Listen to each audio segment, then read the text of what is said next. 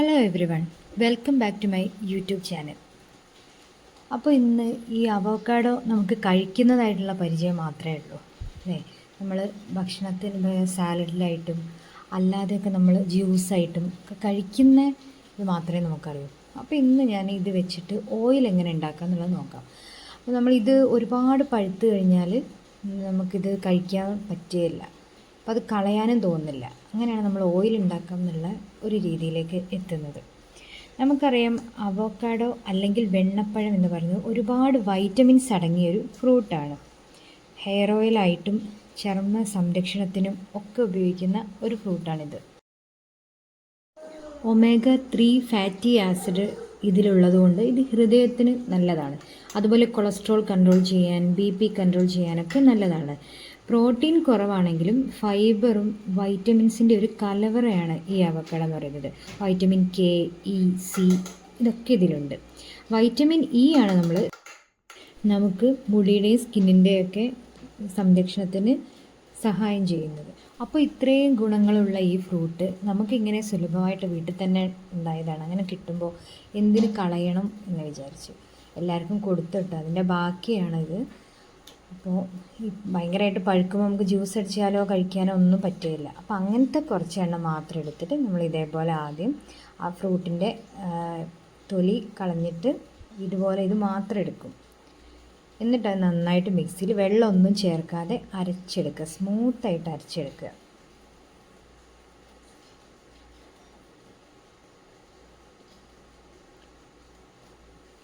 പിന്നെ നമ്മൾ നല്ല ചുവട് കട്ടിയുള്ള ഒരു പാത്രത്തിലേക്ക് ഇത് മാറ്റിയിട്ട് വെള്ളമൊന്നും ഒഴിക്കരുത്. ഒരു ലോ ഫ്ലെയിമിലല്ല, മീഡിയം ഫ്ലെയിമിലിട്ടിട്ട് നന്നായിട്ട് ഇളക്കി കൊടുക്കണം. അങ്ങനെ ഇതിലുള്ള ജലാംശം വറ്റിച്ച് അതിൽ നിന്ന് എണ്ണ തെളിഞ്ഞ് വരികയാണ് ചെയ്യുക. അപ്പോൾ ഇത് നമുക്ക് ആലോചിക്കുമ്പോൾ പറയുമ്പോൾ ഒക്കെ വളരെ സിമ്പിളായിട്ട് തോന്നും. പക്ഷേ എനിക്ക് തോന്നുന്നു ഒരു 4 hours എങ്കിലും എടുത്തിട്ടുണ്ട് ഇങ്ങനെ ഒരു എണ്ണ ഉണ്ടാക്കിയെടുക്കാൻ വേണ്ടിയിട്ട്. അപ്പോൾ നമുക്ക് സമയവും ക്ഷമയും ഇത് അവൈലബിൾ ആയിട്ടുള്ളവർക്ക് മാത്രമേ ഇതുണ്ടാക്കാൻ കഴിയുള്ളൂ.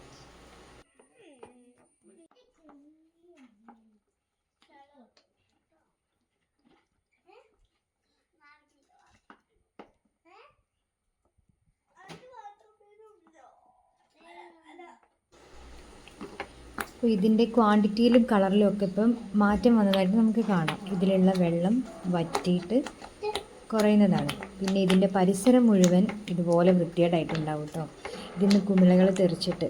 പക്ഷേ ഇത് അടച്ച് വെച്ചിട്ട് നമുക്കിത് ഉണ്ടാക്കിയെടുക്കാനും പറ്റില്ല. കാരണം അതിൽ നീരാവി ഉറ്റിയിട്ട് ഇത് വീണ്ടും വെള്ളമാവുകയാണ് ചെയ്യുക. അപ്പോൾ തുറന്നിട്ട് തന്നെ നമ്മൾ ഇതേപോലെ ഇളക്കി കൊടുക്കണം. അങ്ങനെ നീണ്ട പരിശ്രമത്തിനൊടുവിൽ ഇതിപ്പോൾ വറ്റിയിട്ടുണ്ട്. ഇനി നമുക്കിതിൽ നിന്ന് എണ്ണ തെളിഞ്ഞ് വരുന്നത് കാണാം.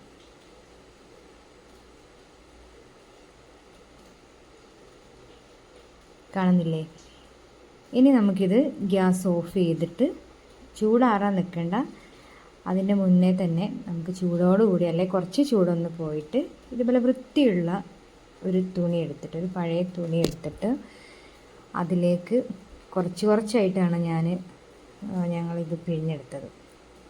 ഒരു പാത്രത്തിലേക്ക് തീരെ വെള്ളം ഉണ്ടാവാൻ പാടില്ല, നല്ല ഉണങ്ങിയ ഒരു ബൗളോ പാത്രമോ എടുത്തിട്ട് അതിലേക്ക് ഇതുപോലെ പിഴിഞ്ഞെടുത്താൽ നമുക്ക് ഓയിൽ കിട്ടും.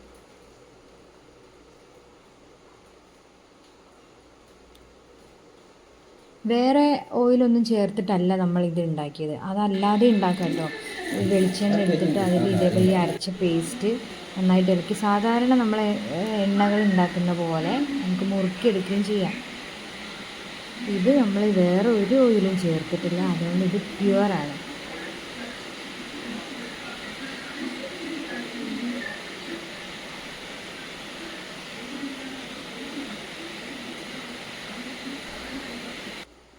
പിന്നെ ഇതിൻ്റെ വേസ്റ്റായിട്ട് വരുന്ന സാധനം ഓയിലല്ലാത്ത അതും കളയാൻ തോന്നുന്നില്ല. നമ്മൾ മേത്തൊക്കെ തേച്ച് കുളിക്കാനൊക്കെ പറ്റിയ ഒരു സാധനം തന്നെയാണ്. പക്ഷേ ഇത് പെട്ടെന്ന് പൂപ്പൽ പിടിക്കാനുള്ള സാധ്യത ഉണ്ട്.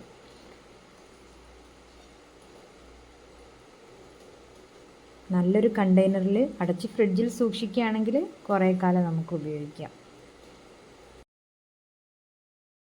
ഇനി ഒരു നല്ല ജാറിലേക്ക് ഈ എണ്ണ ഒഴിച്ച് മാറ്റി വെക്കാം. പിന്നെ ഇതിൻ്റെ സ്മെല്ല് എണ്ണയായി വരുന്ന സമയത്ത് ചിലപ്പോൾ ചിലർക്ക് പറ്റലുണ്ടാവില്ല. അങ്ങനെയാണെങ്കിൽ നമുക്കതിൽ എന്തെങ്കിലും എസെൻഷ്യൽ ഓയിൽസ് ചേർക്കാം നല്ല ഫ്രാഗ്രൻസിന് വേണ്ടിയിട്ട്. പക്ഷേ ഇങ്ങനെ ഉപയോഗിക്കുന്നതുകൊണ്ട് കുഴപ്പമില്ല. ഇത് മുഖത്തിലും മുടിയിലും ഒക്കെ നമുക്ക് മസാജ് ചെയ്തിട്ട് മുടിയിൽ പിടിപ്പിക്കുകയാണെങ്കിൽ നല്ലതാണ്. ഇനി എന്തൊക്കെയാണ് ഇതിൻ്റെ health benefits for glowing skin and hair എന്താണെന്നുള്ളത് ഞാൻ പറഞ്ഞുതരാം.